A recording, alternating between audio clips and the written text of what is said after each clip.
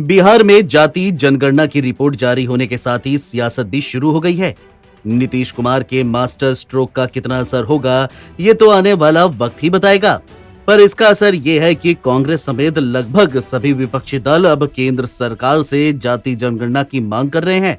बिहार की रिपोर्ट जारी होने के बाद इतना तो तय हो गया है कि केंद्र की भारतीय जनता पार्टी सरकार पर प्रेशर बढ़ेगा।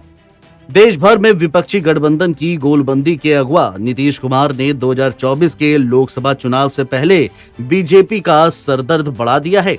इस रिपोर्ट के जारी होने के साथ ही आरजेडी चीफ लालू यादव ने कहा कि इस आबादी के हिसाब से ही नीतियां बनाने का वक्त है, यानी आने वाले वक्त में ये मुद्दा देश की सियासी फिजा में सरगर्मी लाने वाला है।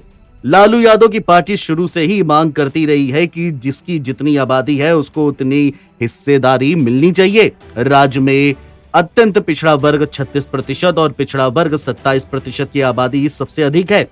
अगर इन दोनों की आबादी को जोड़ दिया जाए तो आंकड़ा 63% पहुंचता है। ऐसे में आबादी से अनुपात में आरक्षण की मांग जोर पकड़ सकती है। वहीं बिहार की जाति जनगणना रिपोर्ट के जरिए विपक्ष को मोदी सरकार को घेरने के लिए एक बड़ा हथियार मिल चुका है। हालांकि बीजेपी ने भी इस रिपोर्ट का खुलकर समर्थन किया है। उधर लालू और नीतीश पिछड़े वर्ग की आबादी के आधार पर उनके आरक्षण बढ़ाने की मांग कर सकते हैं। अभी ओबीसी को 27% ही आरक्षण मिलता है। वहीं दूसरी ओर इंडिया गठबंधन इसे लोकसभा चुनाव में बड़ा मुद्दा बनाने जा रही है। उत्तर प्रदेश विधानसभा चुनाव में अखिलेश यादव ने 85 बनाम 15 का मुद्दा दिया था।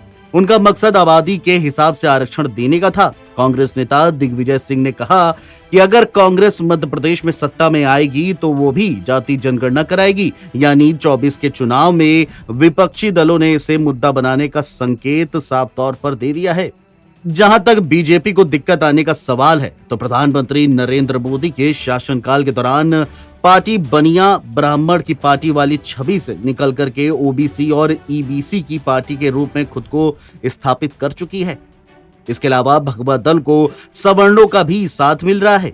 पीएम नरेंद्र मोदी अपने भाषणों के दौरान ओबीसी के लिए योजनाओं का खुलकर जिक्र भी करते हैं। 2021 के मंत्रिमंडल विस्तार में बीजेपी अध्यक्ष जेपी नड्डा ने खुलकर मंत्रिमंडल में ओबीसी मंत्रियों की संख्या को बताया था।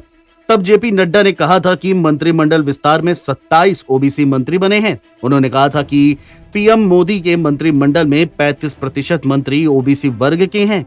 वहीं बिहार की जाति जनगणना की रिपोर्ट आने के बाद ओबीसी वर्ग के वोटरों के लिए जमकर मारामारी भी मचेगी।